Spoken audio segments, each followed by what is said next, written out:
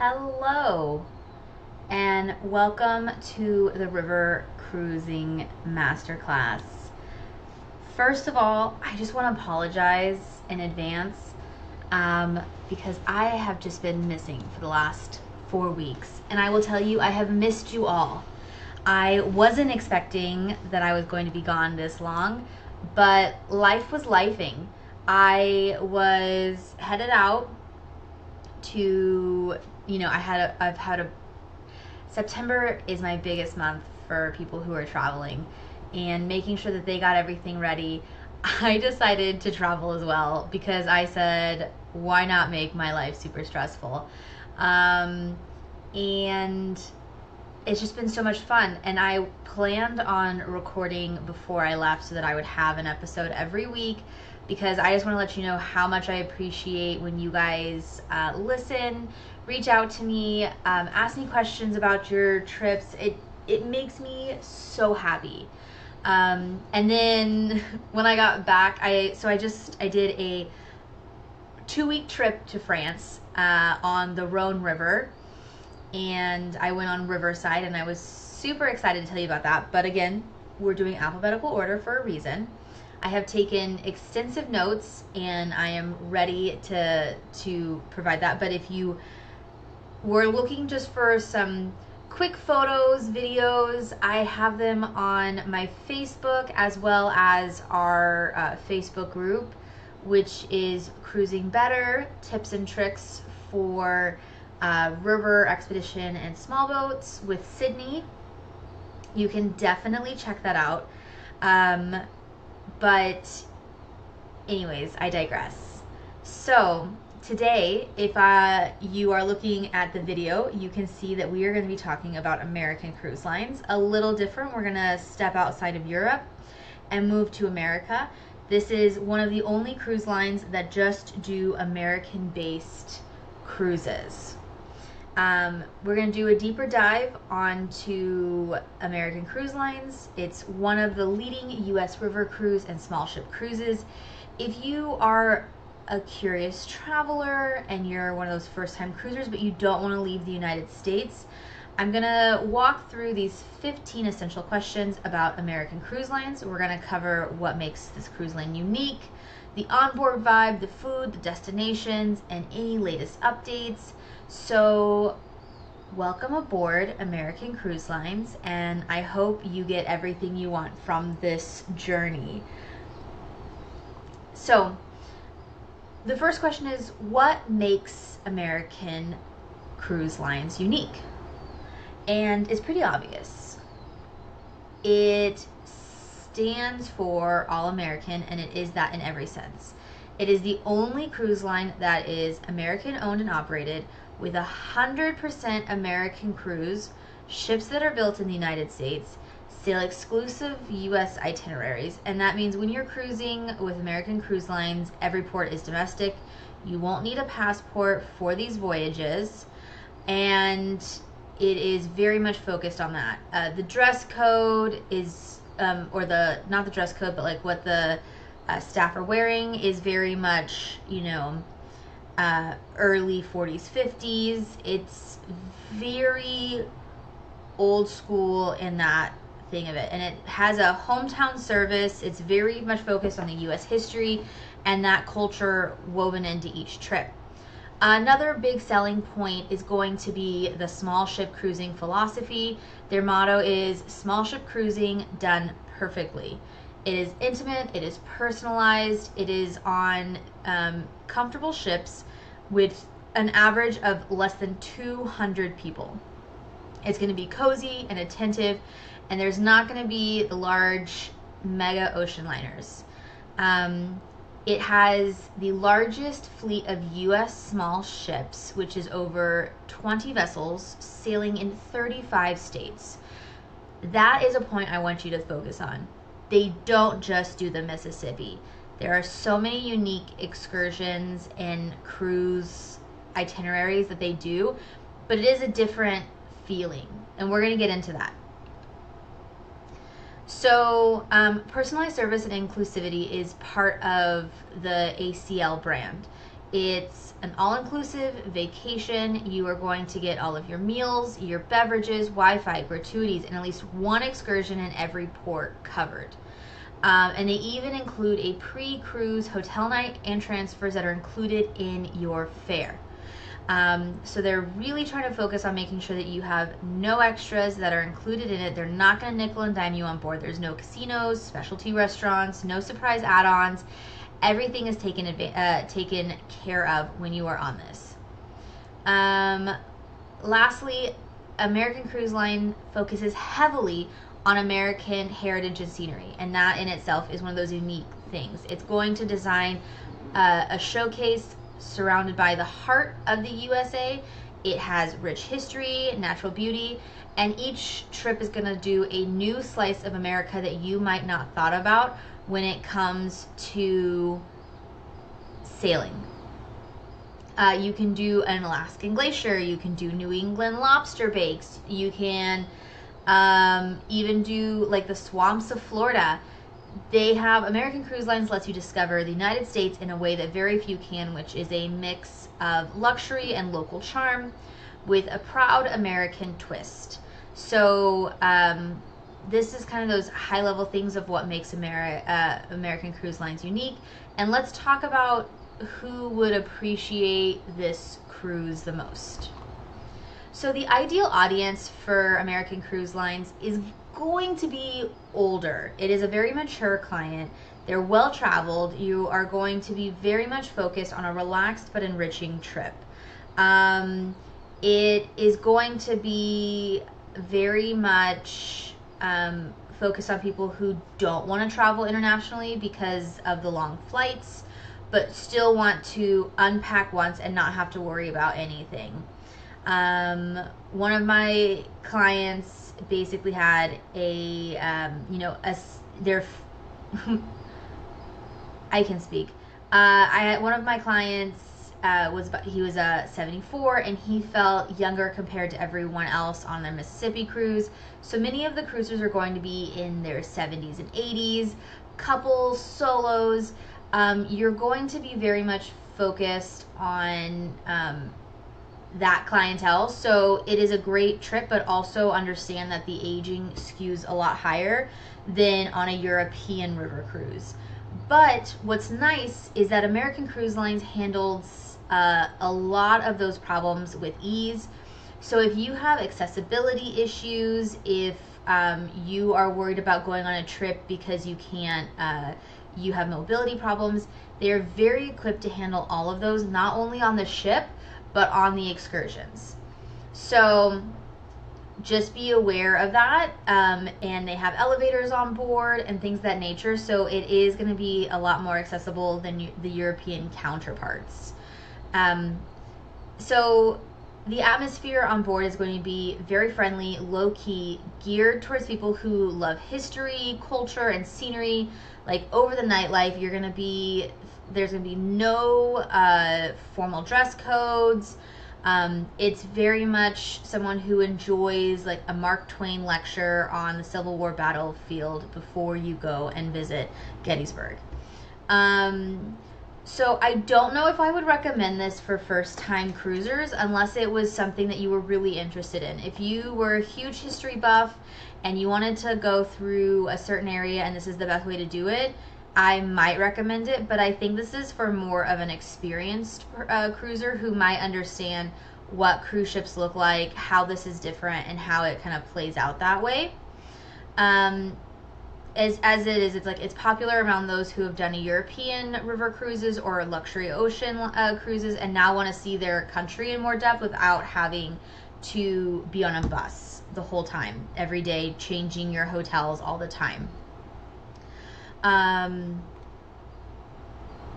Okay, yes. So this is not a good fit for someone who is a very active traveler. If you are a younger adult and you're looking for nightlife or high energy activities, American Cruise Lines is going to be too sedate.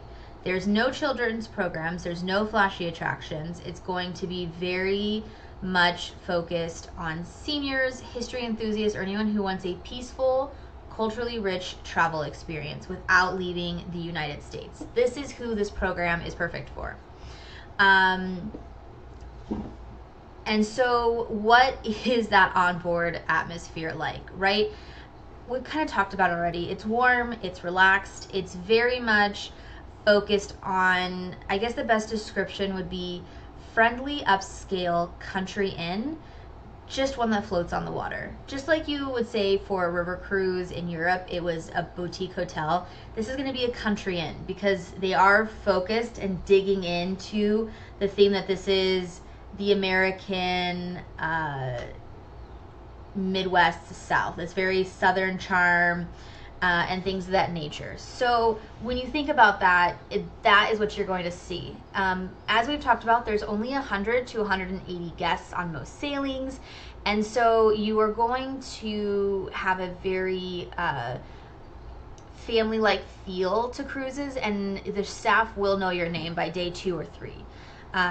The social scene is very low-key. It's going to be focused on the historical talks that you have on board, learning about the history and what you're seeing. They do have a daily cocktail hour where you can like share stories about what's happening tomorrow, what you learned today, and it's very much focused on that sort of stuff. Now, if you are a solo traveler and you are wanting to do a US tour, I would definitely recommend this because they're very much focused on integrating everyone into it so you can meet a bunch of new people and enjoy learning about their history as well as the history of the United States.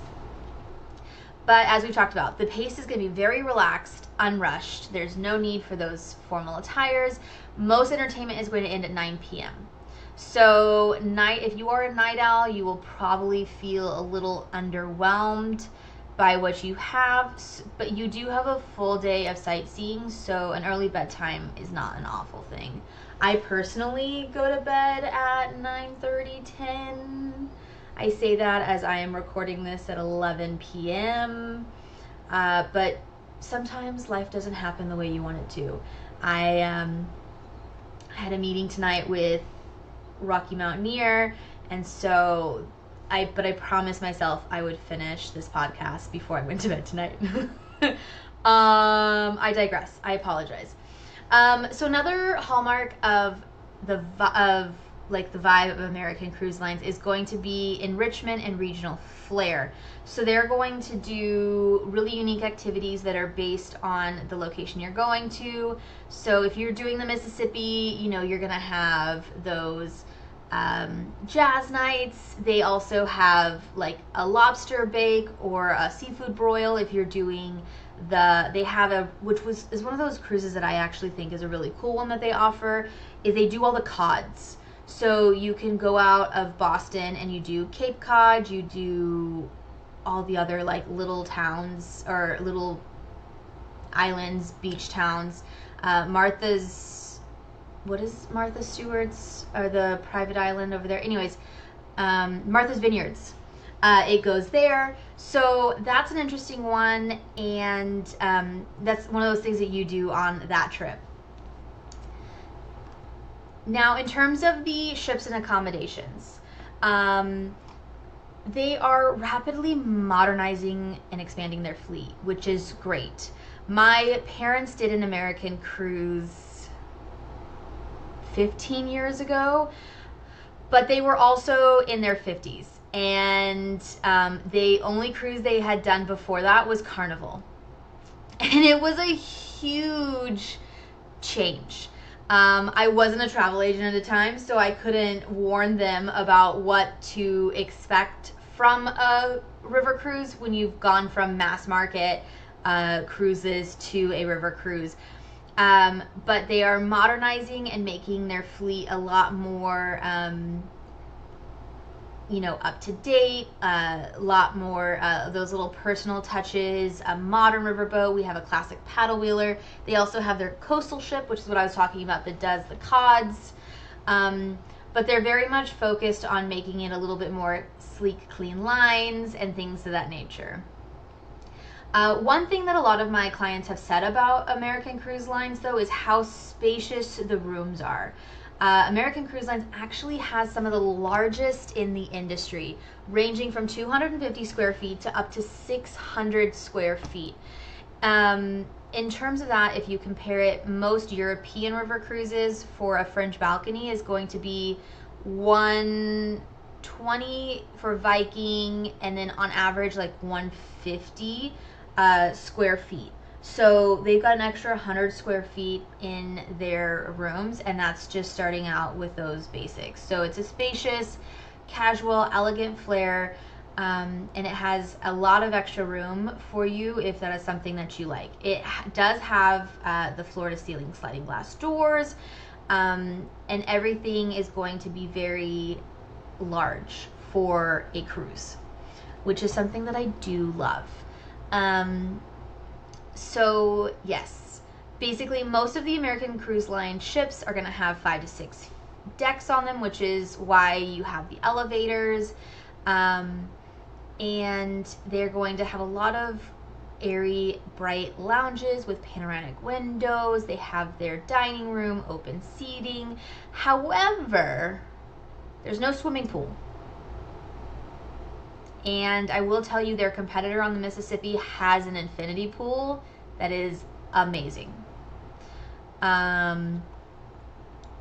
So, just something to think about. Like, we're not comparing here. Anyways, okay. They do have a putting green on some of their coastal ships, and they do have self-service laundry. So that is nice. They have a library room, and they have a chart room for puzzles and board games. And like on our river cruises in Europe, they do have their main lounge, often called the River Lounge. So now, when we're talking about the dining experience, what is dining like on American Cruise Lines? It is regional, and it is convenial. So basically, they're going to be focused on giving you a taste of the locals on the areas that you're visiting. It's open seating. It's very easy. All of your meals are included. They're going to do the same thing that you're going to see on almost all of your river cruises, which is 2 or 3 items that are local to the area, 2 or 3 items that change all the time, and then on the back end, it's going to have 2 or 3 items that stay consistent the whole time. For those that are basic like myself, who like a ribeye steak every night, like I did on my last cruise. I did have something different 2 nights out of 7, so no judgment. It is American-inspired menus with regional chefs. It is locally sourced ingredients, and they are going to bring fresh produce and specialty items from the towns you visit, which is one of those fun things. So, you know, you're going to be able to get a Cajun or Creole flair when you're in Louisiana, a slice of Mississippi mud pie. If you're doing the Pacific Northwest, you know, salmon, fresh coastal seafood, farm-to-table vegetables like asparagus and mushrooms. Very much focused on that local thing, as we talked about in New England, doing a lobster boil, a crab boil, and all of those other fun things. One of my past guests really focused on the fact that the food was locally sourced, and it has all received good reviews so far based on who's gone. Now,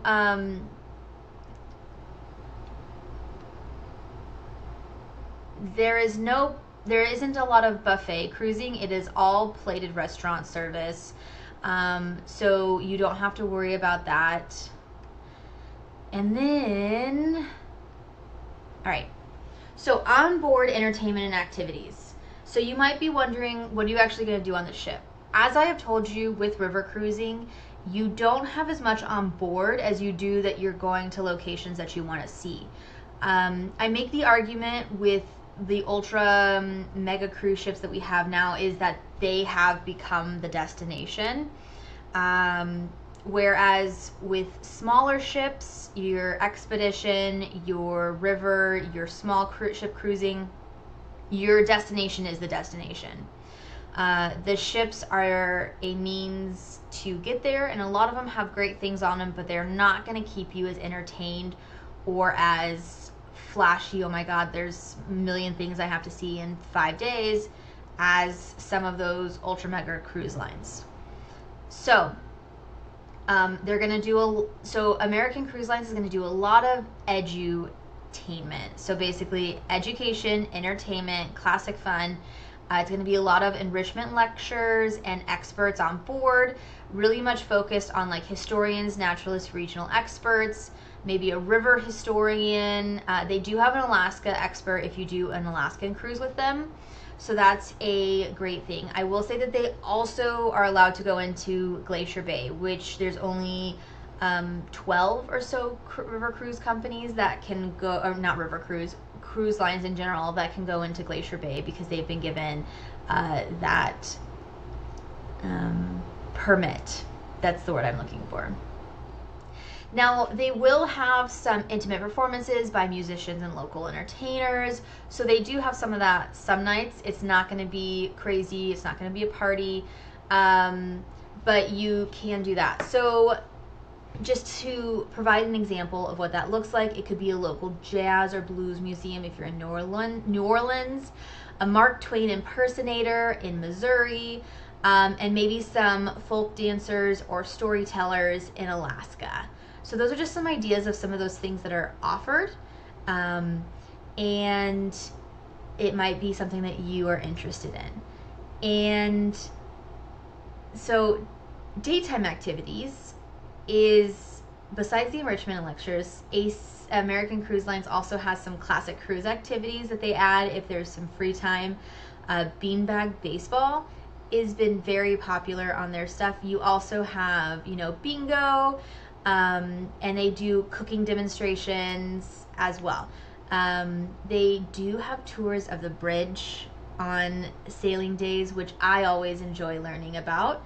And in Alaska, you can just do scenic cruising where everyone is on deck looking for whales and eagles. But again, as I've talked about, there isn't any giant amenities or any crazy evening activities. You are very much going on this cruise for the locations, not the cruise ship itself. Because you're going to be in port all day. You're going to be in these cities. You're going to be exploring. You don't need it. But anyways, I digress. One of the things, now we're going to be talking about inclusions and onboard amenities. One of the things that I do love about American Cruise Lines is the all-inclusive nature of them. Even down to a pre-cruise hotel night and transfer. I always tell you to fly in the day before a cruise.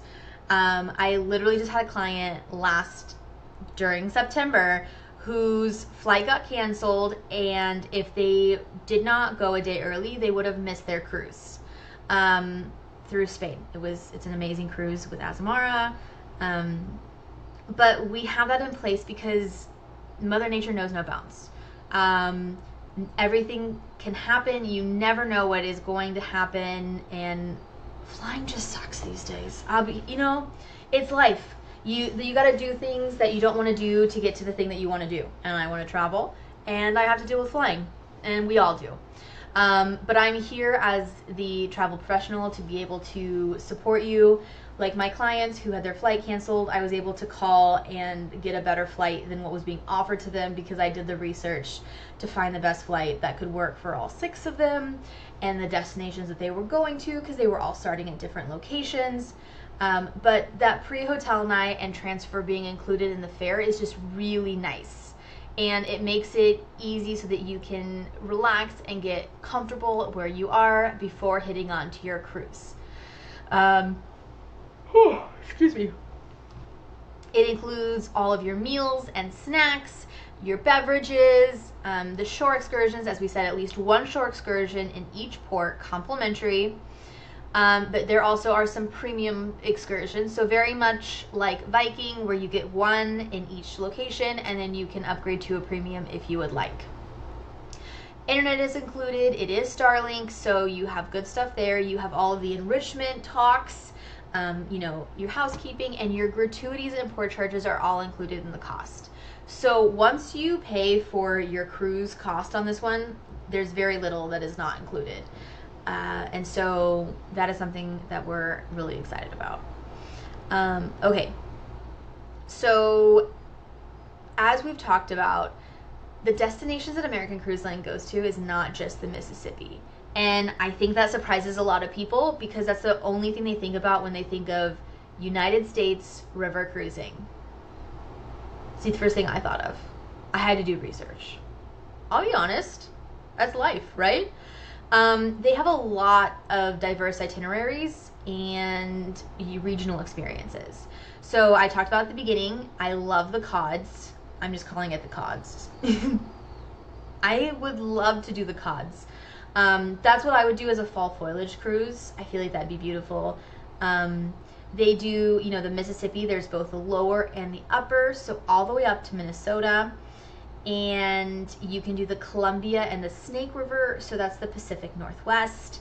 And that's going to do the path of Lewis and Clark through Oregon and Washington. I have heard amazing things about the Columbia River Gorge. It is not something that is high on my to-do list right now, but it is on my to-do list to go experience that. Now they do have Alaska, and it's going to be like a 12 to 14 day itinerary. You can start in Juneau and you'll do the Glacier Bay, Tracy Arm Fjords, and things of that nature. Then, as I talked about, you have the New England coast and islands. But just for the Alaska part, they only have 150 people on board. So you're able to experience smaller towns, navigate closer to scenery. So if you are looking to do a different Alaska than what you see with the mega ships, you might want to do American Cruise Lines for that. The Alaska ship does skew slightly younger, but it's still going to be on the older side for just like general age and the type of excursions that you can do. But that might be interesting to you. Another one that is a smaller boat that does Alaska. I'm gonna make you wait. But it's Windstar. It's 250 people. There's a couple of others. I just did a whole article on Alaska. I can link up to this, but I might make it a podcast episode just because Alaska is so hot right now. Like the Zoolander reference? Anyways, okay. And then they do the New England coast and islands, right? So they have coastal Maine, they have the Massachusetts, the Boston Province, Martha's Vineyards, Nantucket, Rhode Island, New Hampshire, and in the fall they do the Hudson River. So they do the New York, they do the New England Islands. I feel like this would be a really interesting area to do this in. That is my number one trip that I'd want to do on American Cruise Lines, is the New England coast and islands. Which one would you want to do? And then they also do the Southwest, right? The Southeast. So this is going to be Chesapeake Bay, your intercoastal waterways in Florida. That would be a lot of alligators. The Georgia Golden Isles, Savannah, Charleston, Florida rivers like St. John.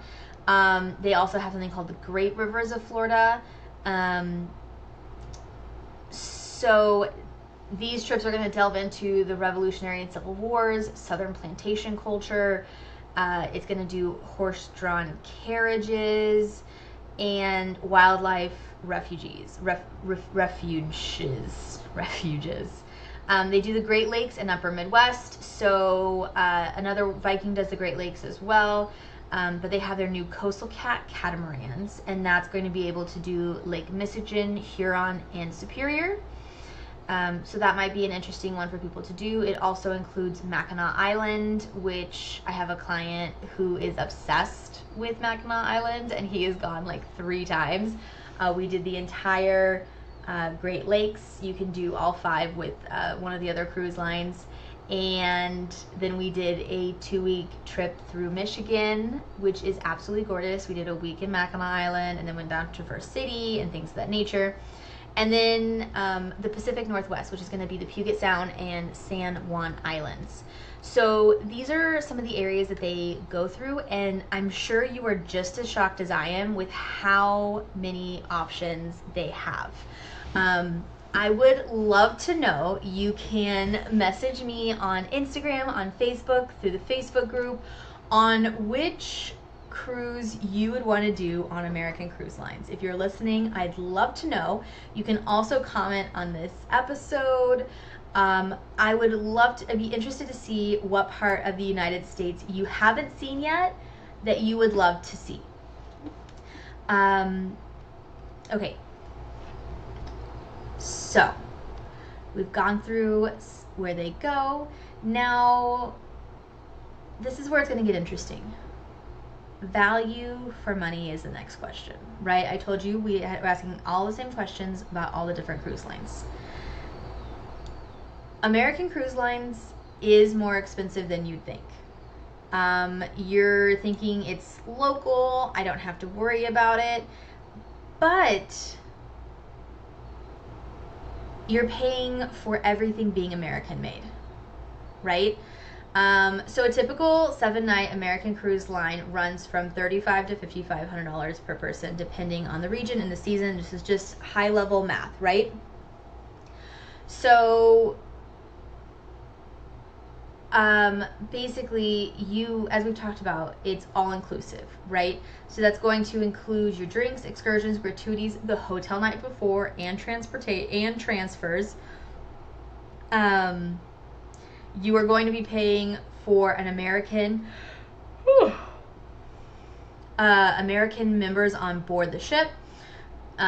So like all of the staff is gonna have to follow the American labor laws. All of the ships are registered in the United States, so they have to pay for all of those additional fees and taxes, whereas most cruise ships that our mega cruise lines are not registered in the United States, which means that all of them have to stop at a international port before coming back to the United States, so they don't have to pay taxes on it. So you are going to have to worry about that. You don't have to pay for anything when you get on board. As I said before, it's an American flagged and crewed, which means that they are paying the U.S. wages, and they have to comply with strict regulations on how the employees are working. And so the cost per person is basically similar to what you'd pay for like a Seabourn or a Silver Seas, and that is something they're okay with because it is an American made and it is an American run experience. There are a lot of promotions and discounts going on right now that you could possibly get into, but you are also paying for a small ship premium with most of the time 100 to 180 people on board all of these ships, and that is much bigger than a European river cruise. 4 to 5 stories big. There's a lot of extra room. The rooms are almost double the size of those in Europe, so you're paying for that extra space. You are going to have a very unique experience on board. It is very much focused on cruising those U.S. rivers that you might not have heard about before.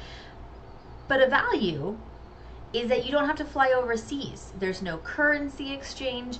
And what you're going to save in airfare, you will pay for in the cost of the trip. So it all evens out in the end. I just kind of did a rough estimate of things that I see as prices. Now, is it worth the cost? I've had clients come back, and most of the clients are going to say that they feel like it's worth the money for what they received. You're going to get exceptional service, the ease of having everything included, and the enrichment talks as well as shore excursions more than make up for it when you think about all of those things that you're getting on board.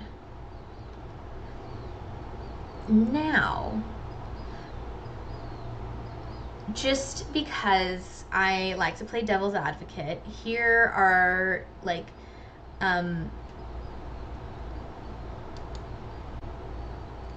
here are some critiques that I've gotten in the past about American Cruise Lines, just so that you're aware of what you're like, if this is an issue for you, right?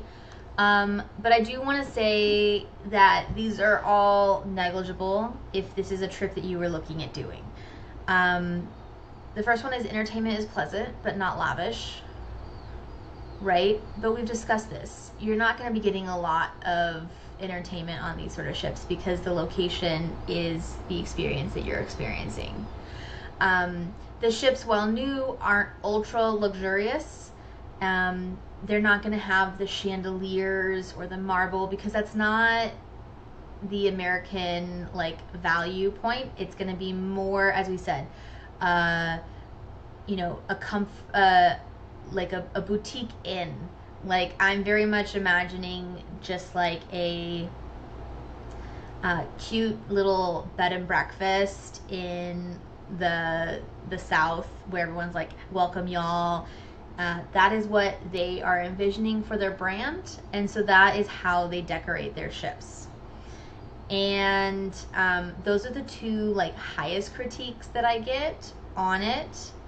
And then, but now it's like, okay, well, how do we compare to others? So here's the thing. There isn't another cruise line in the United States that does as much as American Cruise Lines does. They used to have competition in American Queen, but during COVID, American Queen voyages went bankrupt, and American Cruise Lines absorbed them, bought their ships, and now they're part of American Cruise Lines. So who is the competition to American Cruise Lines?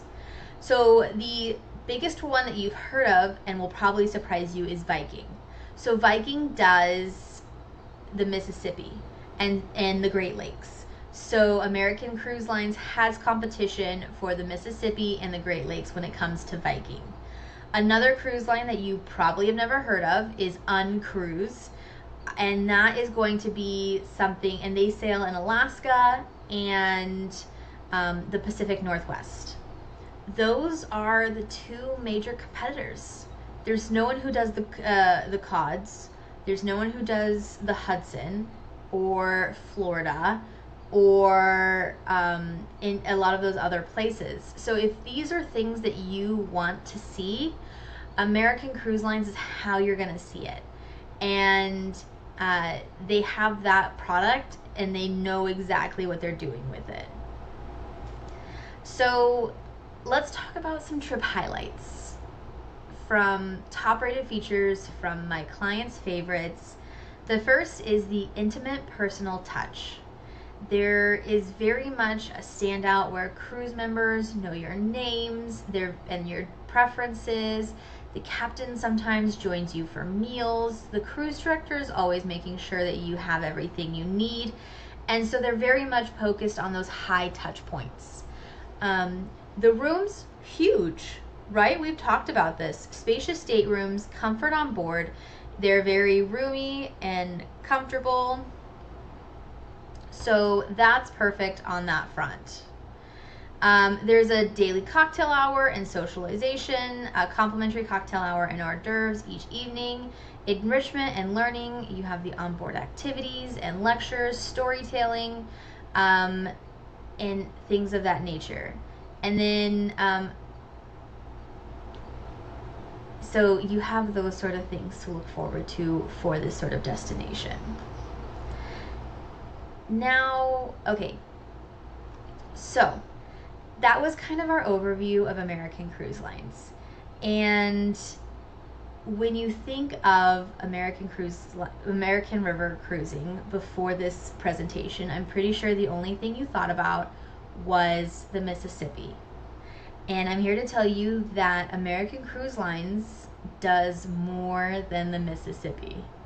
They, as we've talked about, do almost the entire United States. And it is crazy. Because I didn't realize we had that many rivers that could hold a boat that big. Things you learn as you do these researches, right? Like I told you, some of these cruise lines, I've had to do deep research to get a full idea of everything that they do and how it can benefit you as a client.